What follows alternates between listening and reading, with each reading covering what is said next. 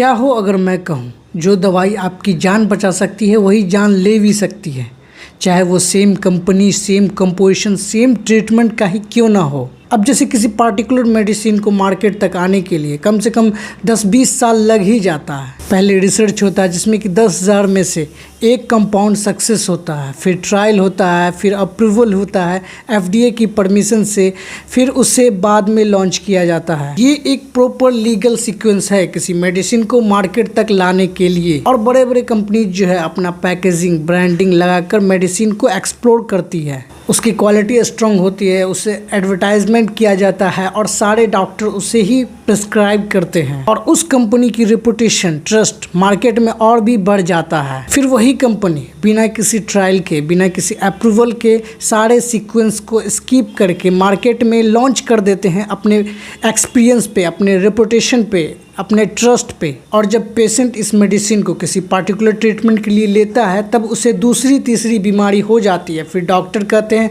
तुम्हें तो side effect हो गया है। फिर तुम कहोगे सिस्टम क्या कर रहा है, हेल्थ मिनिस्टर क्या कर रहा है, ड्रग इंस्पेक्टर क्या कर रहा है। जब पूरा का पूरा सिस्टम ही करप्ट है तो फिर ये चंदा लेने वाले क्या ही कर सकते हैं। इन्हें फेक ट्रायल दिखाकर, पैसे दिखाकर अप्रूवल ले ही लेता है। इन्हें क्या, ये तो VIP ट्रीटमेंट किसी फॉरेन कंट्री में जाके करवा ही लेते हैं और आम जनता के लिए जेनरिक मेडिसिन प्रोवाइड कर देते हैं।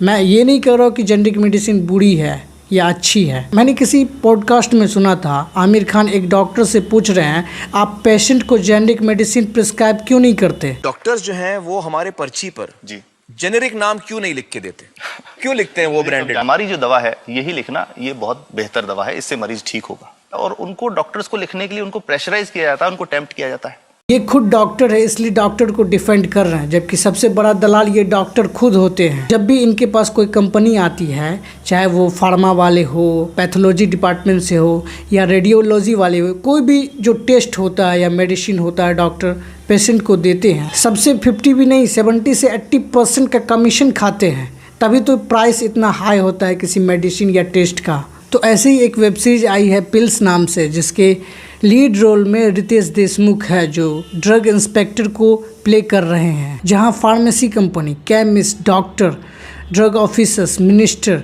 सारे मेडिकल फील्ड के स्कैम को एक्सप्लोर किया है। चाहे तुम मेडिकल स्टूडेंट हो या एक मूवी लवर या फिर आम आदमी, तुम्हें ये सीरीज़ जरूर से देखनी चाहिए। सोचो ये सीरीज़ मुझे एक ऐसे इंसान ने रिकमेंड किया जिसके लिए C4 सिनेमा नहीं C4 क्रिकेट होता है। मतलब एवरेज से बंदे को ये सीरीज का message, ethics, intention direct hit किया। तुम तो सिनेमा लवर हो, तुम्हें देखनी चाहिए, क्योंकि मेडिकल फील्ड में ऐसे ऐसे मिस्टीरियस स्कैम चल रहे हैं, तुम्हारे नाक के नीचे से किडनी गायब हो जाएगा, तुम्हें पता भी नहीं चलेगा। तो ठीक है, मैं ज़्यादा स्पॉइल नहीं करना चाहता। ये सीरीज Jio हॉटस्टार पे अवेलेबल है, तो जाके देख लेना।